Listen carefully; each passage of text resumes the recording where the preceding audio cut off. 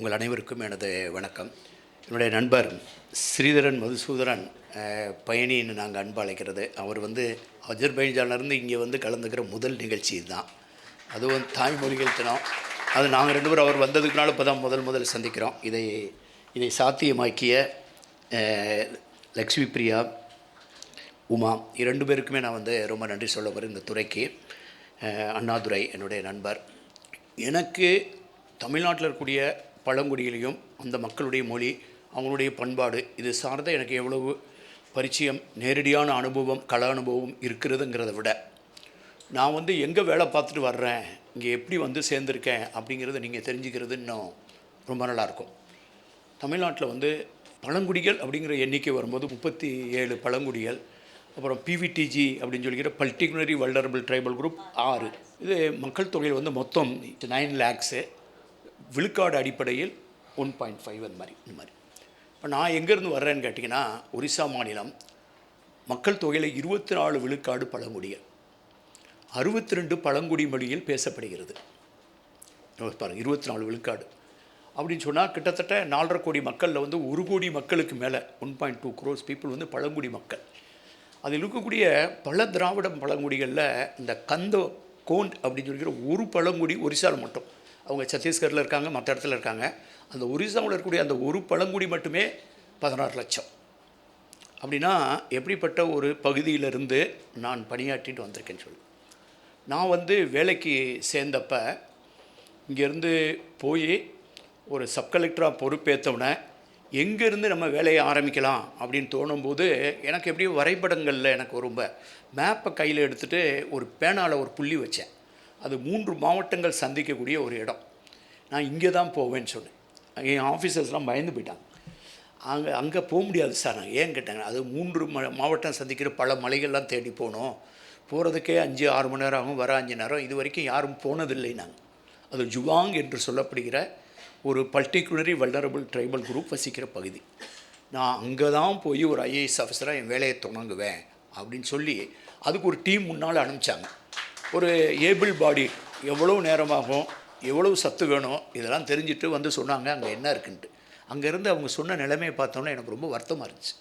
1947 சுதந்திரம் வாங்கி 1984 வரைக்கும் இன்றைக்கி இது வரைக்கும் ஒரு அதிகாரி கூட போகலைன்னு சொல்கிறாங்களேன்ட்டு ஒரு பகுதியில் போகிறதுக்கு மட்டும் 6 மணி நேரம், திருப்பி வர ஒரு 5.5 மணி நேரம், ஒரு 11 மணி நேரம் நடந்து அந்த கிராமம் 3 கிராமங்கள் அடைஞ்சேன். அது போய் என்னமோ நம்ம சாதனை பண்ணிட்டோம்னு நினச்சா 2016 அந்த கிராமத்தில் இருக்கக்கூடிய 7 குழந்தைகள் இறந்தபோது அந்த கிராமத்துக்கு எனக்கு பின்னால் யாருமே போகலைன்னு 2016 தெரிஞ்சுக்கிட்டு, அதுக்கு பின்னால் அந்த கிராமத்துக்கு ஒரு 27 கோடி ரூபாயில் ஒரு ரோடு போட்டு நான் ரிட்டையர்ட் ஆகிறதுக்கு முன்னால் கடைசியாக ஒரு கிராமத்துக்கு போவேன், அது இனோவாவில் தான் போவேன் அப்படின்னு சொல்லி அங்கே போய் ஒரு பள்ளிக்கூடம், ஒரு அங்கன்வாடி சென்டர், ஒரு மருத்துவ சின்ன சுகாதார விடுதி, இதை எல்லாம் திறந்து வச்சுட்டு என் வேலையை ஹேண்ட் ஓவர் பண்ணேன்.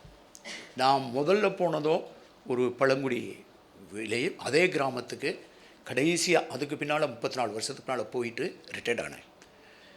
இதை நான் எதுக்கு சொல்கிறேன்னா, நான் எங்கிட்ட வேண்டி விரும்பி தலைமைச் செயலரை பார்த்து, நான் சப்கலெக்டர் இருக்கும்போது இந்த மாதிரி அடிதடி, கண்ணீர் புகை வீச்சு, துப்பாக்கி சூடு இதெல்லாம் நல்லா நடத்துவேன். அதனால் எனக்கு இந்த சட்டம் ஒழுங்கில் தான் நல்லா வரும்ன்ட்டு என்னை பெரிய நகரங்களில் தான் போஸ்ட்டு போட்டாங்க.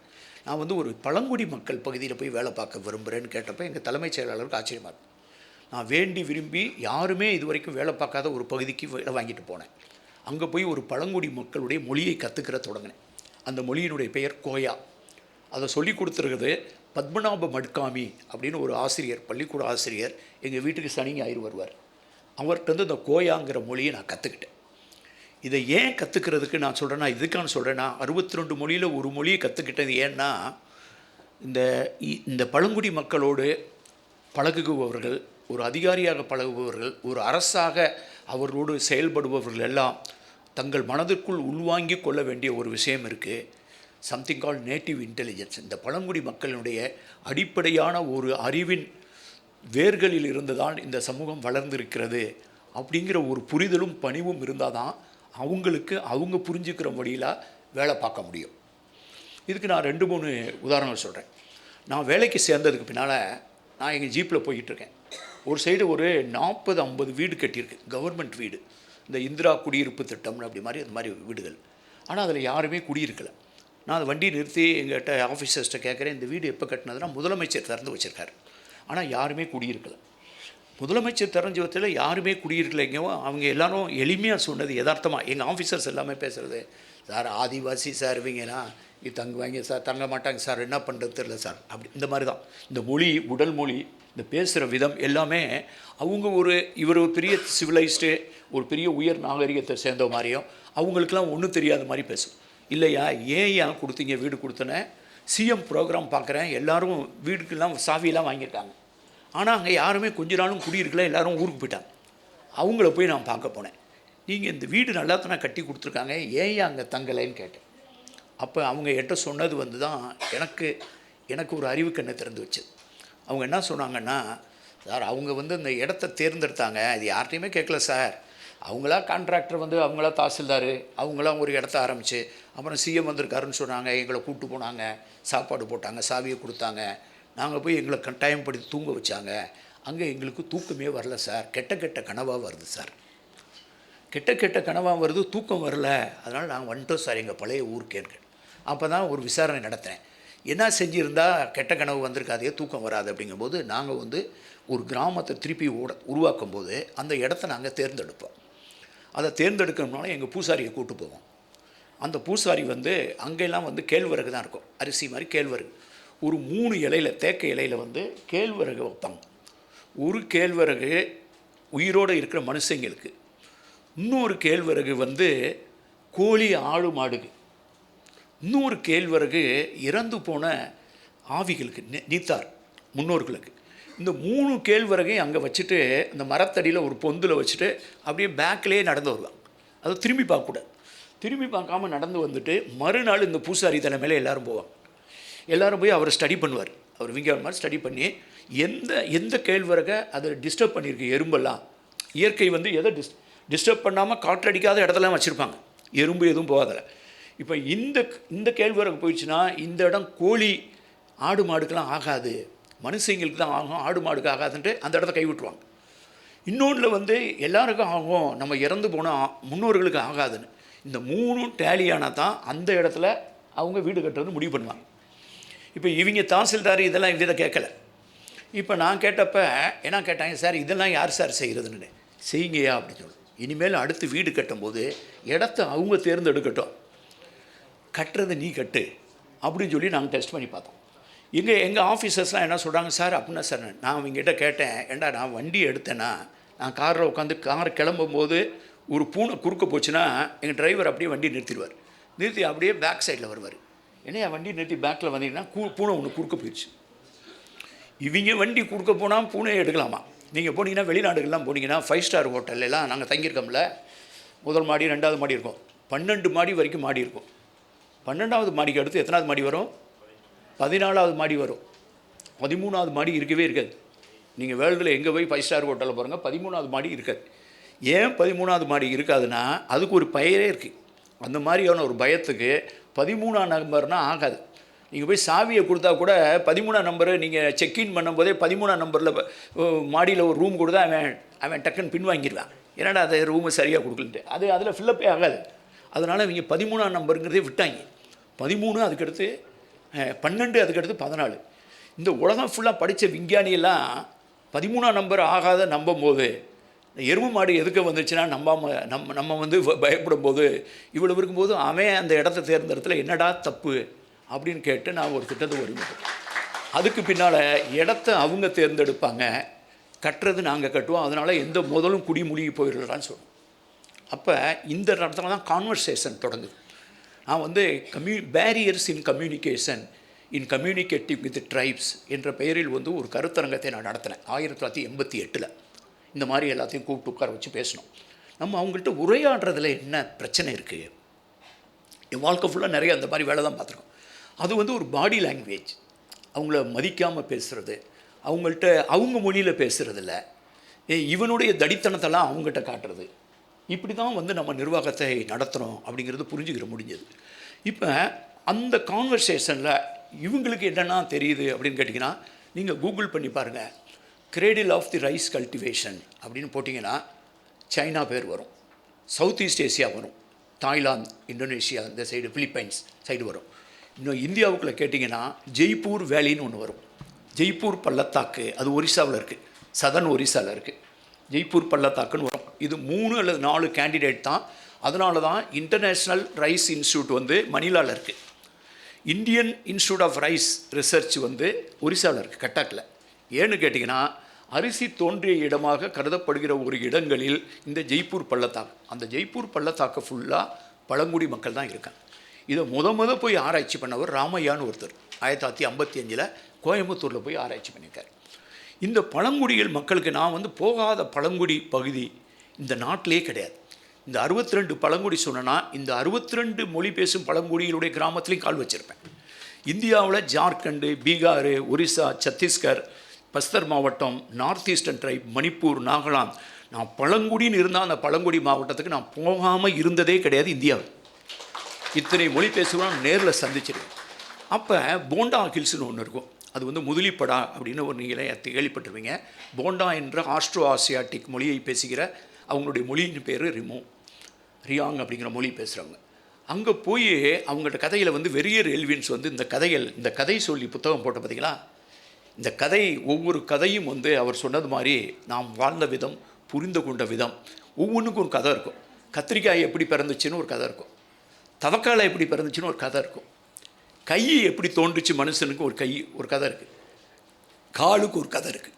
அப்படி ஒரு கதையை கேட்கும்போது போண்டாஸ் வந்து ஒரு கதை வச்சுருக்காங்க. போண்டாங்கிறது நம்ம தோடா மாதிரி, ஒரு ஆளுக்குருபா மாதிரி, ஒரு இருளர் மாதிரி ஒரு பழங்குடி. நீங்களாம் பார்த்தீங்கன்னா இதில் போய் பார்த்தீங்கன்னா தெரியும், கழுத்துலலாம் இது போட்டிருப்பாங்க, இந்த இது வளைய மாதிரி போட்டிருப்பாங்க. உடை வந்து கம்மியாக தான் போட்டிருப்பாங்க.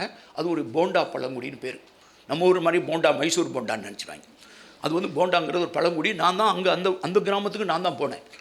அங்கே போய் உட்காந்து அவங்கள்ட்ட பேசி இந்த புத்தகம்லாம் படிக்கும்போது அவங்ககிட்ட ஒரு கதை என்ன போகுதுன்னா, ஒரு காலத்தில் அவங்க சொல்கிறாங்க, இந்த நெல்லுக்கெல்லாம் ரெக்கை இருந்துச்சு சாருங்கிற, நெல்லுக்கு ரெக்கை இருந்துச்சு.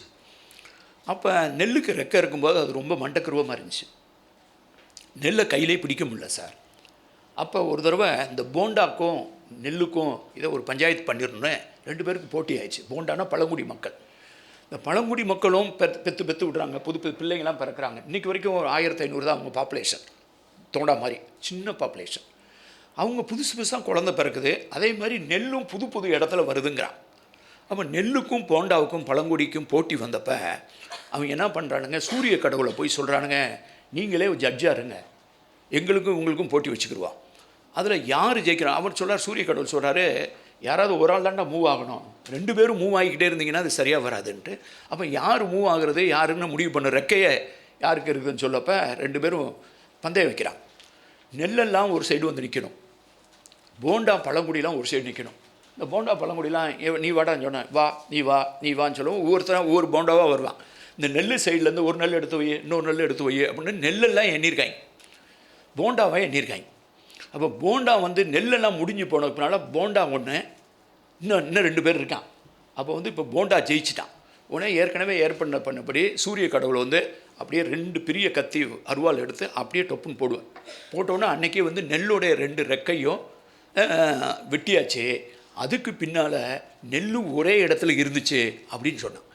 என்னடா நெல்லுன்னு ஒரு கதை வச்சுருக்கான், நெல்லுக்கு ரெக்கை இருந்துச்சு, எதுக்கு வந்து நெல் ஒரே இடத்துல இருந்ததுன்னா, எல்லா தாவரங்களிலும் நம்ம சாப்பிட்ற எல்லாத்துலேயும் கோதுமை, அரிசி, நெல், உருளைக்கிழங்கு எல்லாத்துலேயும் ஒயில்டு வெரைட்டின்னு ஒன்று இருக்குது.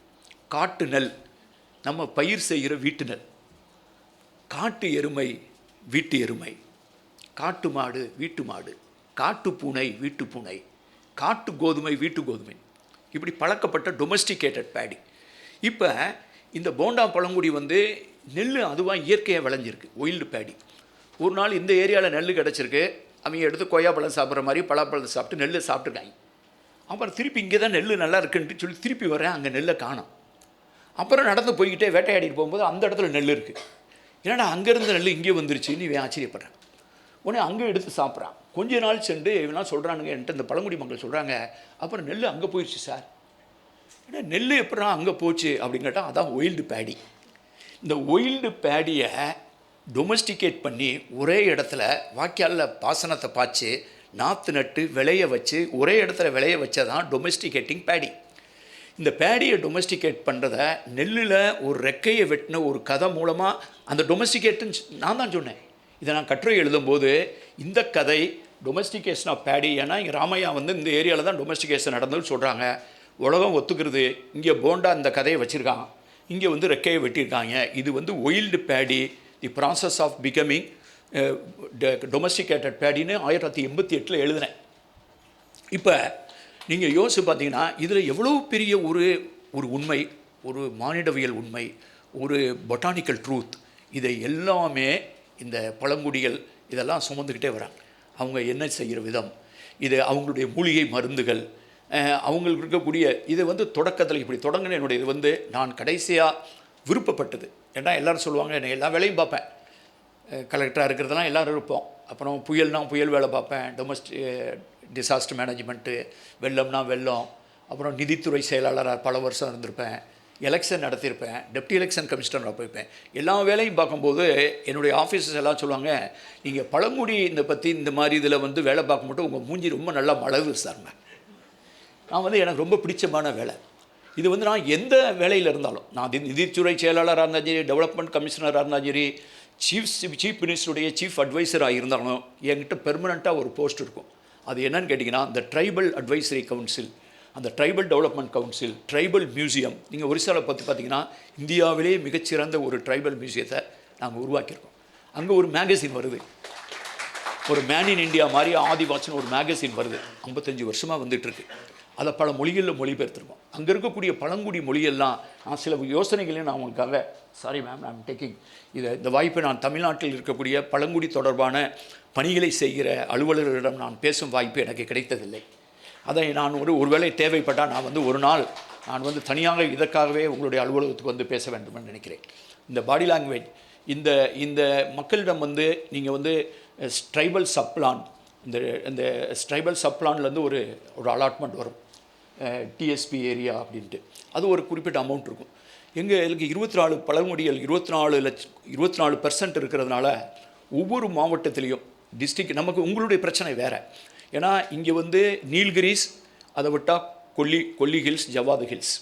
அப்போ எல்லோரும் நாங்கள் அண்மையில் வந்து வாசமல்லிலாம் வந்திருந்தாங்க. நாங்கள் வந்து உலகத்தமிழ் ஆராய்ச்சி நிறுவனத்தில், நீங்கள் புரிஞ்சுக்கணும், உலகத்தமிழ் ஆராய்ச்சி நிறுவனத்தில் நான் ஜாயின் பண்ணி ஏற்கனவே பழங்குடியியலை பற்றி ஒரு அறிஞரவை நடத்திட்டோம்.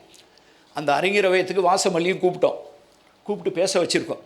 அவங்ககிட்ட எல்லார்ட்டையும் கேட்டிருக்கோம், என்ன செய்யணும்னு கேட்டோம். பழங்குடி தொடர்பாக என்ன செய்யணும் அப்படின்னு நான் கேட்டு நான் குறித்து வச்சுருக்கேன். அந்த பட்ஜெட்டை வரி உங்கள் மேலே போட்டலாம், நிறைய செய்ய வேண்டிய வேலை இருக்குது. அது என்னன்னு கேட்டிங்கன்னா, இங்கே கொல்லி ஜவ்வாது மலை பகுதியில் ஒரு ஆய்வு மையம் வேண்டும்னு ஒரு விருப்பம் நிறையா பழங்குடி மக்களுக்கு இருக்குது. அந்த பகுதியில் நீலகிரி சார்பாக இருக்கேன்னு. அது மாதிரி நான் வாசமல்லிட்டு நான் தொலைபேசியில் பேசியிருக்கேன். செய்ய வேண்டிய வேலைகள் நிறையா இருக்குது. அதாவது இந்த மொழிகள் இருக்குது பார்த்தீங்களா, இன்றைக்கி ஃப்யூச்சர் ஆஃப் லாங்குவேஜ் வந்து large language model, small language model, அப்புறம் வந்து மெட்டா டேட்டா, எல்எல்எம், இந்த மாதிரியான ஓரல் டு டெக்ஸ்ட், இந்த மாதிரியான செயற்கை நுண்ணறிவு, இந்த மாதிரி விஷயங்கள் போகும்போது பல மொழிகள் இல்லாமே காணாமல் போகிறதுக்கு வாய்ப்பு இருக்குது. இல்லாமலே இருப்பே இல்லாத மொழி ஒன்று புதுசாக உருவாகிறதுக்கு வாய்ப்பு இருக்குது. இது ஒரு புதிய வரலாறு படைக்கும். அப்படின்னா இந்த ஓரல் கான்டெக்ஸ்ட் எல்லாத்தையுமே நம்ம வந்து எங்கேயோ மெட்டா டேட்டாவுக்கு போகும் வழியில் நம்ம இணையத்தில் சேகரிக்க வேண்டிய தேவை இருக்கிறது. இல்லை என்றால் இந்த மொழி இருந்ததற்கு அடையாளம் இல்லாமல் போய்விடும். நான் இந்த தோடா பழங்குடிகளை மட்டும் நான் வந்து கிட்டத்தட்ட ஒரு 25 ஆண்டுகளுக்கு முன்னால் ஒரு 2 ஆண்டுகள் அதே வேலையாக இருந்தேன். தோடாஸ் அண்ட் தேர் பஃபலோஸ் இன்னும் நான் பதிப்பிக்கலை. அதுக்காக நான் பயணப்பட்ட இடங்கள் இந்த நீலகிரியினுடைய எருமை, அதனுடைய மரபணு, அதுக்கும் மைசூர் எருமைக்கும் உள்ள மரபணு தொடர்பு, அதுக்கும் வந்து மகாராஷ்டிரா இருக்கக்கூடிய சத்தாராவில் இருக்கக்கூடிய எருமையினுடைய மரபணு தொடர்பு, அந்த மரபணு தொடர்புக்கும் ஹிமாச்சலில் இருக்கக்கூடிய எருமையின் மரபணு தொடர்பு, இந்த மரபணு தொடர், இந்த தோடா கதைகள், தோடா இடப்பெயர்கள், ஊர் பெயர்கள், கடவுள் பெயர்கள் திரத்தி அப்பையும் அது என் சிந்துவெளியில் தான் போய் விட்டுச்சு. அந்த வகையில் அணிநடை எருமைங்கிற புக்கை எழுதியிருக்கேன். இதை பற்றி நிறைய பேச வேண்டியிருக்கு. இது நேரம் அவங்க பேசணும், இன்னும் அடுத்த நிறைய நிகழ்ச்சிகள் இருக்குது. இந்த உரையாடலை வந்து இந்த துறையின் நான் தேவைப்பட்டா நான் போய் உட்காந்து நிறைய பேச வேண்டியது இருக்குதுன்னு சொல்லி ரொம்ப மகிழ்ச்சியாக இருக்குது இந்த நிகழ்ச்சியில். அதுலேயும் தாய்மொழிகள் நாளில் பழங்குடி மக்கள் பற்றிய ஒரு புத்தக வெளியீட்டு விழாவில் நான் பேசுவதற்கான வாய்ப்பு கிடைத்தது பற்றி மிகவும் மகிழ்ச்சி அடைகிறேன். செய்ய வேண்டிய பணிகள் மிக ஏராளமாக இருக்கிறது. ஏனென்றால் பழங்குடி மக்கள் அவர்கள் நமது விழுது அல்ல வேர்கள். அதை நாம் புரிந்து கொள்ள வேண்டும் என்று கூறி விடுகிறேன்.